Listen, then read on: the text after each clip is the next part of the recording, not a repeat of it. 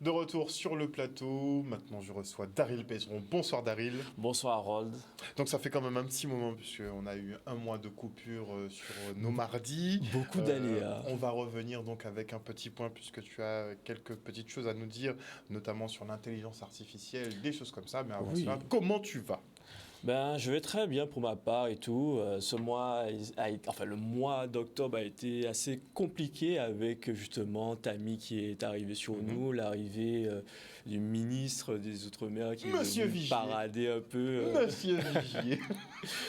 Parlons de l'eau. Et franchement, cette scène, je me suis dit, c'est incroyable. Le sourire qu'il a fait, parlons de l'eau et tout, je me suis dit, mais... Le gars a préparé son texte, il s'est dit ouais, je vais vous lâcher quelque chose qui me fera que incroyable et tout. Et là, je pense qu'on a été tous abasourdis. Hein. Enfin, abasourdis, j'ai envie de dire. Bon, c'est un peu comme je le dis souvent. Il est la suite de tout ce que nous avons eu avant. Il n'est pas le premier. Il sera le dernier. Et malheureusement pour lui, je pense qu'il a dû se dire en toute bonne foi, peut-être que je serai le dernier et tout. Mais non, monsieur, vous continuez un peu ce côté où vous venez. Vous pensez savoir des choses et malheureusement, votre chargé de communication ne vous dit pas tout peut-être. Donc voilà.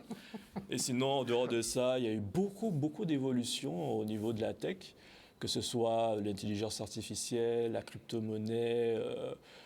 On ne parle plus du métaverse, mais j'en reviendrai par la suite. Justement, on y va d'entrée de jeu. Metaverse, donc on avait Facebook qui avait fait tout son lancement. Meta, tu vois. Meta maintenant. Meta qui avait donc lancé son Metaverse. Bon, entre-temps, Zuckerberg a déjà perdu une grosse quantité de 21 milliards de dollars. 21 milliards de dollars, puisque ça ne fonctionne pas. Tout le monde pensait qu'on aurait basculé dans ce monde virtuel, que tout le monde allait se convertir. Mais finalement, ça ne fonctionne pas. Pourquoi, selon toi ? Parce que, alors, il faut se remettre un peu dans le contexte de l'époque. Meta a décidé, le géant de Facebook s'est dit, bon, notre compagnie est en train de perdre énormément d'utilisateurs. Surtout qu'il y a eu justement l'émergence d'un concurrent qui ne s'attendait pas à apparaître, TikTok. Et normalement, si tu veux, une entreprise se dit que voilà, on a un flux qui arrive d'individus et normalement, la nouvelle génération est censée prendre le pas. Bien sûr, s'il n'y a pas de concurrent. Malheureusement, TikTok est arrivé. Les jeunes entre 10 à 20 ans ont basculé sur cette plateforme et ils étaient dans une idée que oui, nous devons agir rapidement. Et le confinement a été l'élément déclencheur où, vu que tout le monde était coincé chez soi, hein, donc il y avait ce côté où beaucoup de personnes restaient énormément devant leurs écrans, sur les réseaux sociaux et tout. Il y en a qui jouaient énormément. Et l'idée... il se dit, l'aubaine. C'est ça. Et il s'est dit, ok, on a une aubaine qui peut arriver. Là, en plus, c'est quelque chose qui va forcément arriver à un moment ou à un autre. On a une opportunité. Soyons les premiers dans le secteur. Et c'est pour ça qu'il a investi des milliards dans ce domaine-là. Malheureusement pour lui, je ne sais pas s'il s'est dit que le confinement allait durer 5 ans. Mais la nature humaine est revenue plus ou moins à la normale. Les gens restent profondément ancrés sur le fait qu'ils souhaitent sortir de chez eux. La vraie vie, on aime la vraie vie. Vivre la vraie vie. Et en plus de ça, il faut voir le côté... C'est un vrai budget avoir un casque de réalité virtuelle. Parce que ça coûte dans les...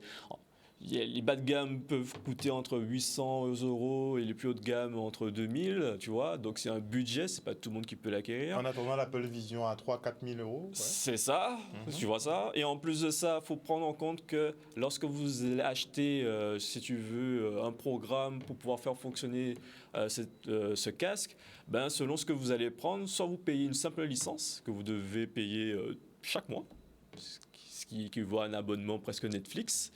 Soit ça peut être quelque chose où, par exemple, aujourd'hui, je suis allé à un événement parasismique au WTC et justement, ils avaient incorporé les casques VR pour pouvoir simuler une simulation de tremblement de terre ou d'un effet, imaginons un tsunami pourrait arriver sur nous, voir à peu près qu'est-ce que ça donnerait. Et ce genre de programme, à lui seul, on se dit oui, c'est un test, il coûte 11 000 € d'utilisation. 11 000 €. Le programme de simulation. À mettre dans le casque. Mettre dans le casque pour faire une simulation de tremblement de terre. 11 000 €. 11 000 €. Donc c'est pas pour des utilisations particulières. C'est ça, et malheureusement, ça fait que, on va dire, ça privatise énormément ce domaine-là où, en fait, vu qu'il y a peu d'utilisateurs, il y en a qui font en sorte que les prix soient exponentiels pour rattraper un peu le coût de production de ce genre d'outils.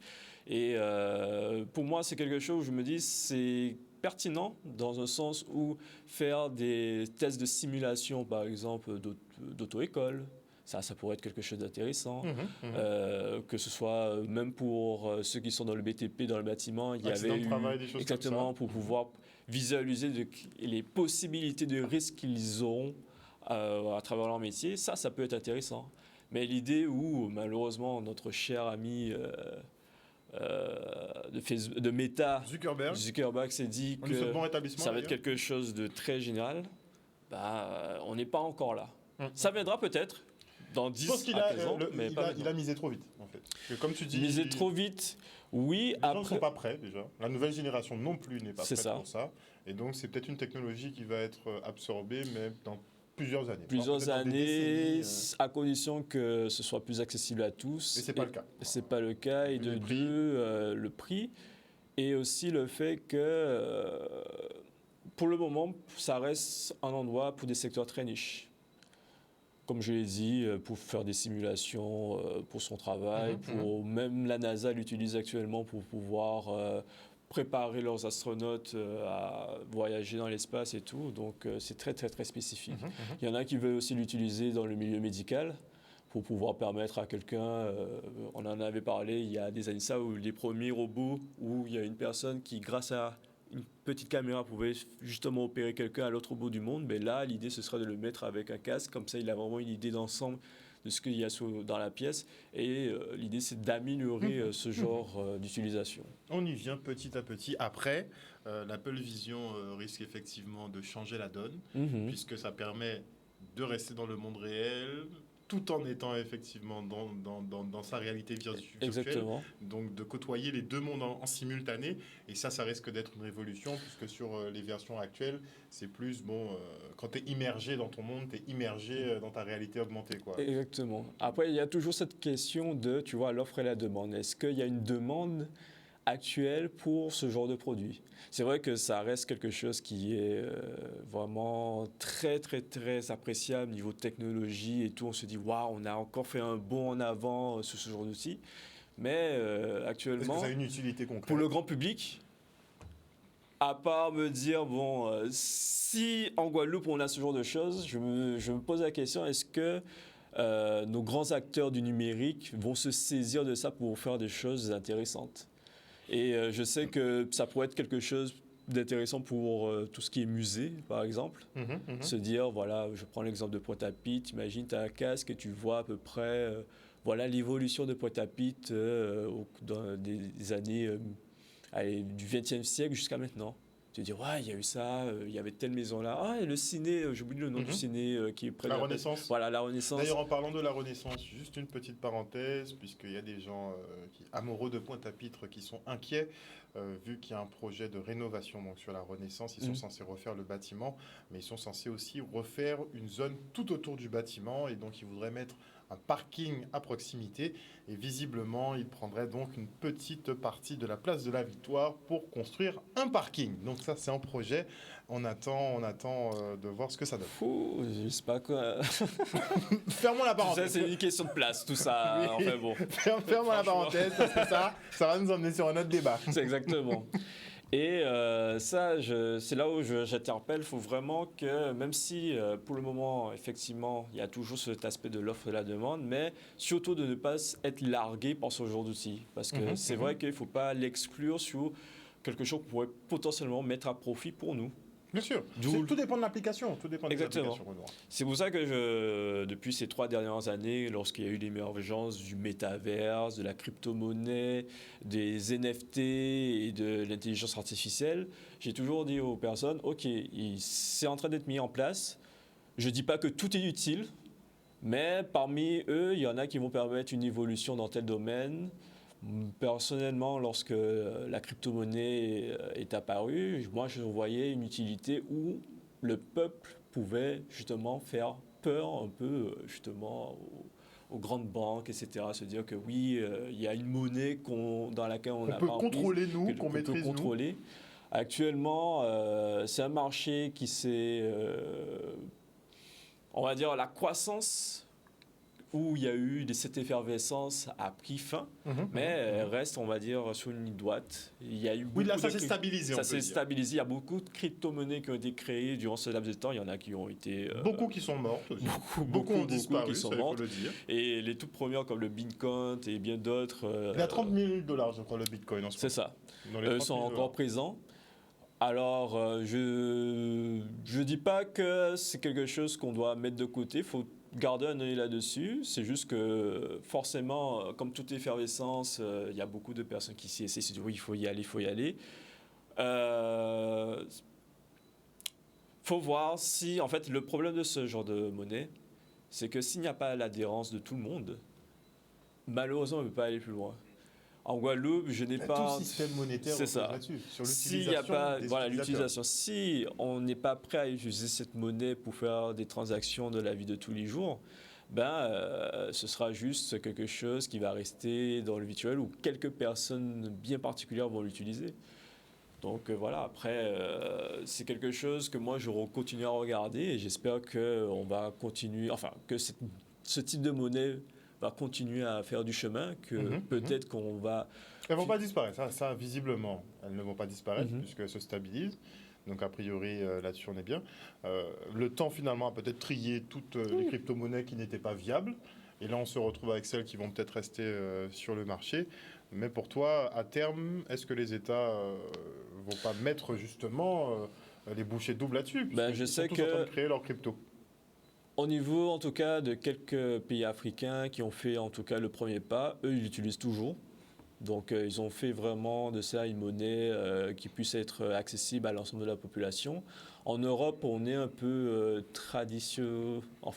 ancré un peu sur les traditions où on a un peu peur plutôt de la technologie. À tort, hein, puisque c'est ce qui fait qu'on a beaucoup de retard comparé à des pays comme les États-Unis, voire même actuellement la Corée du Sud, qui sont vraiment à fond là-dessus. Même le Royaume-Uni, depuis qu'ils se sont détachés de l'Union européenne, eux, ils y regardent de regard très attrayant. Et ça, je me dis, il ne faut pas qu'on loupe le coche quand même. Je trouve ça un peu dommage qu'on soit dans un état de restriction. On se dit que oui, parce que c'est nouveau, oui, parce qu'on ne sait pas comment ça fonctionne. Pas qu'on ne sait pas comment ça fonctionne, mais comme on n'a pas la main dessus, on ne veut pas justement explorer les champs des possibilités qu'on pourrait faire avec. Toi, tu es plutôt effet inverse. Hein. Toi, quand quelque chose sort, toi, tu es pour essayer. Ouais, on l'essaie. Jouer dedans. Voilà, on essaie de voir, on le décortique et à la fin, on essaie d'établir véritablement si ça a vraiment une véritable utilité. C'est un peu comme l'histoire des NFT où ça reprenait justement la technologie. Ils sont passés où Alors. Si Ça, on veut remettre une petite image pour remettre vite fait dans le sur contexte. les NFT. Alors, les NFT qui avaient franchement fait sensation, c'était, je ne sais pas si tu te rappelles, justement, ce que tout le monde se disait, mais comment se fait-il? Le Bored Ape. C'est ça. Une de ces images, pour vous dire, coûtait près d'$1 million. Pour la plupart, il y en a même qui avaient atteint plus de 20 millions et tout. Il y avait eu des grands acteurs comme Omar Sy, qui avait justement acheté ce genre d'images avec des célébrités comme Justin Bieber, Snoop Dogg avait la sienne aussi, etc. et tout. Et c'était un peu un effet de, comment dire, regardez-moi, j'ai mon image. Et il y a eu beaucoup de spéculations. Parce que, en fait... Des images qui se vendaient des millions. Parce qu'il faut comprendre la stratégie qu'il y avait un peu derrière ça. C'est que ces images ont été déployées dans le sens où les gars se sont dit, OK, nous avons des images qui sont uniques, elles ne peuvent pas être dupliquées. Est-ce qu'on ne pourrait pas les utiliser justement pour faire des fêtes pour arnaquer 2-3 pigeons. Oui, pour arnaquer. Mais en gros, l'idée, c'était que voilà, il y avait beaucoup de fêtes qui ont été faites justement lors de la création des NFT et il n'y avait que des personnes privilégiées qui, s'ils les avaient achetés, pouvaient avoir accès à ces milieux-là. Et ça te donnait, si tu veux, en fait, ce qui était vendu à travers ces NFT, c'était les contacts. Mhm. Et en fait, quand on te dit, ouais, tu C'était pourras pour faire du rencontrer, faut faire du réseau, Parce que etc. qui était capable de mettre 1 million sur une image qui ne sert à rien, Exactement. ça peut servir pour autre chose en fait. Exactement, et c'est là où il y a eu beaucoup d'effervescence, il y avait beaucoup de médias qui se disaient est-ce que nous aussi on va pas les utiliser pour pouvoir profiter un peu de la vague, etc. Je me rappelle bien, un petit clin d'œil à la responsable de Canalis qui elle-même m'avait demandé est-ce qu'il y aurait une utilité pour le plateau télé. De créer des NFT de Canal. Exactement, avoir des NFT de Canalis. Moi j'étais très très très sceptique parce que moi, si tu veux, tout ce qui touche au domaine de l'art, ce côté où tu vois un tableau, tu vois quelques gouttes de rouge. Tellement relatif. Et tu vois que ça coûte 20 millions de dollars. C'est tellement relatif. Je te dis, mais. Une banane sur un tableau à ouais, une banane, 1000 euros, des choses comme ça. Non. Je te dis, mais. Non, l'art contemporain. C'est ça, mais il y avait un aspect quand même que je trouvais très intéressant. C'est ce côté où si tu es un artiste et que tu as besoin de faire en sorte que ton œuvre ne soit pas... Authentifier ton œuvre. Mais Daryl, de toi à moi. Mais ça reste... On authentifiait déjà des œuvres d'art en peinture. On peut authentifier tout ce qu'on veut avec des experts et consorts. Bon, le principe du NFT, c'était sympa parce qu'il y avait la blockchain derrière. C'est ça permettait d'avoir un côté sécurisant. Voilà, tu avais ton exemplaire unique qui était sécurisé et consort. Mais qu'on se le dise clairement, c'était des bulles de shit. Très concrètement, c'était pour les riches un nouveau moyen, effectivement, de faire des contacts et de se repérer en tant que riche. C'est ça. Concrètement. Mais comme tu dis, la technologie doit avoir une utilité pour tout le monde, a priori. Là, il n'y avait aucune utilité sur le fait de payer des millions pour des photos. C'est un peu l'effet, tu vois, il y a toujours cet effet de quand quelque chose sort, il y a un effet de vague où tout le monde veut y toucher et tout. Le commun du mortel comme la personne qui a tout l'argent du monde, qui se dit ouais, il y a peut-être quelque chose à faire. Après, heureusement, le temps fait que petit à petit, comme on l'a dit tout à l'heure, il y a un tri qui se fait. Et la personne se dit bon, finalement... Ben oui, quand les riches, le riche s'en fiche. Bon, le riche, il a mis 100 000 euros dans son NFT. Bon, le jour d'après, bon, il a oublié, c'est pas trop grave. Mais effectivement, c'est pour engrainer un peu les personnes qui ont moins de fonds, finalement, à investir, peut-être faire des crédits, faire des choses comme ça pour investir. Et ça fait de la pub très facilement, tu vois. N'est-ce pas? Et donc, actuellement... arnaquerie. Mais là, actuellement, il y a un côté... Et sur l'IA, puisqu'il faut qu'on y aille sur l'IA avant de finir. Et là, actuellement, pour finir avec les NFT, il y en a qui essaient de privilégier le fait qu'on puisse l'utiliser, par exemple, pour aller voter en ligne. Ça reste quelque chose où je me dis, bon, actuellement, notre système est toujours viable actuellement. Hein. Après, c'est une piste, mais je reste un peu assez sceptique à ce niveau-là. On pourra aller voter si on a une identité numérique aussi. Hein. C'est pas vraiment nécessaire. Et maintenant, pour les IA, je voudrais justement partager quelque chose assez rapidement. On a toujours l'habitude d'entendre parler, si on peut mettre la vidéo en même temps, des chatbots, des chat textes, ceux qui, comme ChatGPT, JSON, il y a aussi celui de Google, et bientôt celui de X, de Twitter. Celui de X, c'est Brock, c'est ça? Comment il s'appelle? Ouais, Brock quelque chose, il faut que je regarde de nouveau et tout, mais il y a Musk qui arrête pas de faire de la... C'est ça, et c'est ce qui me fait rire dans tout ça, c'est que c'était les premiers à dire l'année dernière que oui, nous devons ralentir justement cette croissance de l'IA et tout, mais pour moi, ça a surtout été une manière de dire, bon, j'ai du retard, si je peux faire en sorte que ça puisse ralentir pour que je puisse avoir mon avance sur les autres, ben vas-y, je vais utiliser ce discours-là. Mais l'intelligence artificielle actuellement, je pense que tout le monde a pu se rendre compte. C'est quelque chose qui commence à être de plus en plus ancré dans notre utilisation. Je ne sais pas si toi, Harold, tu as un peu y touché depuis.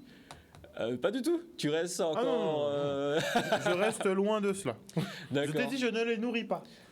Je discute, je ne vais pas mentir. Ouais. De temps en temps, je vais voir une petite IA, bon, on va discuter, tu vois. L'histoire de... J'aime bien leur poser des petites questions. Qu'est-ce que tu penses de l'humanité, des choses comme ça, pour voir les réponses qu'elles peuvent me sortir et tout, pour voir si ça se rapproche. Enfin, des fois, tu sens qu'elles ont évolué un petit peu entre-temps. Moi, j'irais check juste pour ça. Mais sinon, pour le reste, non. Moi, je sais très bien, ça m'effraie. Hein. C'est pas que ça m'effraie, mais je sais bien qu'on en aura une utilisation... une mauvaise utilisation à terme, hein, parce que l'être humain, il est comme il est. Et moi, ça me pose déjà problème. Et c'est pour ça que je dis souvent qu'il faut justement qu'on puisse prendre main de ces outils-là pour mieux... Il faut les dompter, c'est sûr. Ça. On peut, je veux bien les comprendre, aller choquer un petit peu leur nom, comme on dit, mais j'avoue que ça va changer la donne, toi-même, tu sais très bien. Tout à fait. Ça, Que ce soit plus-à-vis du à tous les niveaux. question de texte, l'imagerie, etc. Tous les même le niveaux. son. Tous les niveaux. Et en plus, il y a OpenAI qui a fait une conférence hier où ils expliquaient que maintenant leur modèle d'IA ChatGPT va être vraiment axé sur du multimodal. Elle pourra lire vos documents, lire vos photos si vous le souhaitez. Vous faites une photo. Nous sommes officiellement obsolètes. Bon, pas obsolète, mais comme je le dis souvent, cette IA sera là vraiment pour nous aider à gagner du temps sur Là, ce Sous sera les plus de domaines. gagner du temps. Et quand on va, je te l'ai déjà dit, quand on va couper l'IA à la robotique, tu sais très bien que l'être humain, en fait, on est complètement dépassé. On a toujours voulu me dire que non, on va créer de nouveaux métiers, c'est nous qui allons fabriquer effectivement ces machines-là. Mais une IA pourra créer de nouvelles IA. À terme. Ben, c'est ce que OpenAI a fait avec son chatbot. Ils ont créé d'autres IA un peu plus spécialisées dans certains domaines, que ce soit même l'État commence à l'utiliser pour lorsque vous avez un problème sur leur site internet et que vous leur demandez voilà, je voudrais des informations sur, je dis par exemple voilà un souci avec la CAF, ben il y a chatbot qui répond. Ils sont déjà je dis- partout. Les chatbots Et sont déjà partout. l'idée, c'est de rendre certaines choses qui sont difficiles d'accès un peu plus faciles d'utilisation. Je sais pas si. C'est pas rendre plus facile, là, c'est carrément. Tu sais pourquoi je te dis ça?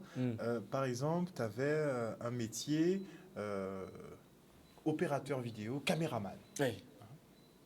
Parce que la personne savait jouer avec la lumière, elle savait faire un zoom, un dézoom, elle te faisait un flou net, elle savait faire des choses. Maintenant, avec une IA, donc une bonne appli, tu peux pallier à tout ça. Oui, C'est-à-dire que t'as gestion plus de la besoin- lumière, etc. Voilà, tu n'as plus Zoom besoin d'un et tout. professionnel du son, de l'image ou de la lumière pour faire une réalisation. Donc tous ces métiers-là, déjà, on peut s'en passer, finalement. Tu peux Sans t'en passer, ils vont juste se spécialiser un peu plus dans quelque chose de Mais tu plus. seras plus spécialisé comment qu'une machine, en fait, qui calcule plus rapidement que toi. Oh, ben, moi, je Je prends. te parle pas Oui. de l'œil artistique, de la vision artistique, ça, tu peux pas y pallier. Mm. Mais je te parle techniquement. Qu'est-ce qui empêchera la machine de te surpasser techniquement en fait? Ben, techniquement, la machine, pour qu'elle puisse avancer, il lui faut une instruction. S'il n'y a personne pour lui donner l'instruction, elle restera. C'est sûr. Donc, j'ai envie de te dire, moi, je suis pas réalisateur, mais si j'ai les bons outils, et maintenant, en plus, tu as la commande vocale. Donc, Oui. c'est encore... Et surtout, le bon prompt, c'est-à-dire savoir bien utiliser les mots pour pouvoir faire en sorte que la machine puisse aller dans le sens de là où tu as bien envie. sûr, bien sûr. Parce que malheureusement, Il faut l'entraîner. C'est ça, l'entraîner. En fait, c'est même s'entraîner nous-mêmes. Parce que demander à une IA, par exemple, voilà, je voudrais que tu m'écris un livre, ou alors que tu me prépares une émission sur Canal 10 et que tu reformules ta question en disant, voilà, je suis animateur, chroniqueur pour une chaîne info, je vais parler de tel sujet et tout, voici le contexte, je voudrais que tu amènes à cette finalité, fais-moi cet article-là, par exemple. Donc, Et le ça, journaliste n'est plus nécessaire. Pas En fait, que- le journaliste opère la commande, c'est ça. mais pour la livraison du travail, concrètement... Ben, ça lui permet Dire, surtout de gagner du temps, comme je le dis. Tu vois, tu n'as même pas réfléchi à ton propre texte. C'est pas, ben, tu réfléchis à la question. Réfléchis à la question. Non, mais tu vois, moi, je dis souvent, tu vois, que faut pas voir le côté, oui, on devient fainéant, etc. Parce que l'humanité, en soi, a toujours cherché à Bien gagner du temps. sûr, on est d'accord. Toujours, Mais je toujours. vois pas ça comme de la fainéantise. Quand je dis effectivement qu'on sera obsolète, c'est Elon Musk. Je pense que tu as vu le tweet passer il y a 2-3 jours. Elon Musk qui te dit que concrètement, avec l'IA, on n'aura plus besoin de travailler.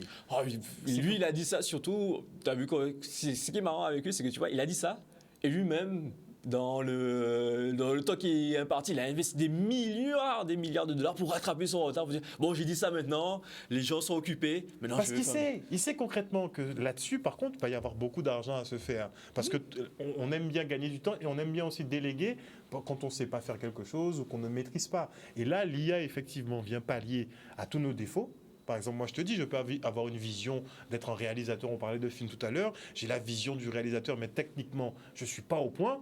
Ben maintenant, avec les outils que j'ai, tout le monde sur les réseaux déjà crée des petits films, des oui, tout à courts-métrages, fait. des vidéos, des vidéos de présentation, enfin tout le monde s'y met, du plus petit au plus grand, tout le monde est déjà à fond dedans.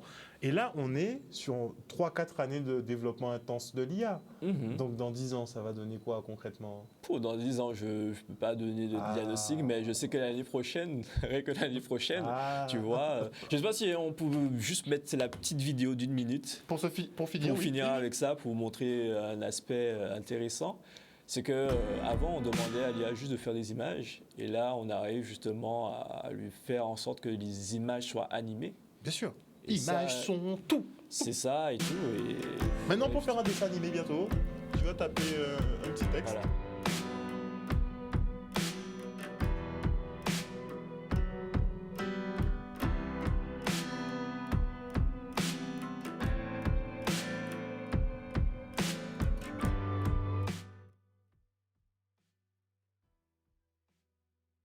D'image, et à droite c'est G2 qui est spécialisé en création de vidéos à partir justement d'une image, et ça donne des résultats assez bluffants parce que tu te dis voilà, à partir de quelque chose de statique on peut créer de l'animation.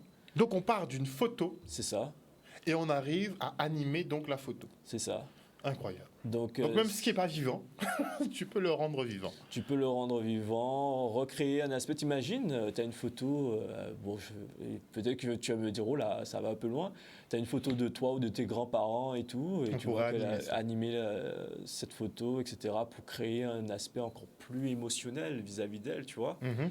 Ou alors, par rapport à un phénomène ou quelque chose que tu as envie de raconter, l'histoire d'une ville, etc., ou de quelque chose, voire même pour des cours. Et ça, j'espère que les écoles prendront conscience de ça. On pourra God. faire quelque chose de beaucoup plus évolué. Et ça, je me dis, il faut absolument qu'on ne rate pas le coche. Et d'ailleurs, l'Europe a mis en place un protocole pour permettre aux écoles de commencer justement à faire cette transition entre les cours et l'utilisation de l'intelligence artificielle. Merci beaucoup, Daryl, en tout cas pour ce point sur les nouvelles technologies qui évoluent vite, très vite, Mhm. peut-être même trop vite. En tout cas, ton conseil, c'est de se renseigner et d'en apprendre toujours plus pour les Toujours. maîtriser plutôt que de les laisser nous dominer finalement. Exactement. Et la semaine prochaine, j'essaierai d'être plus précis sur voilà, à quelle IA vous pouvez faire ceci, des sites internet, ça avec des images, ça avec des vidéos, du texte. Et j'espère que vous ne serez pas dessus de ce que vous allez obtenir comme information. On se redonne rendez-vous donc la semaine prochaine. Une bonne soirée à vous.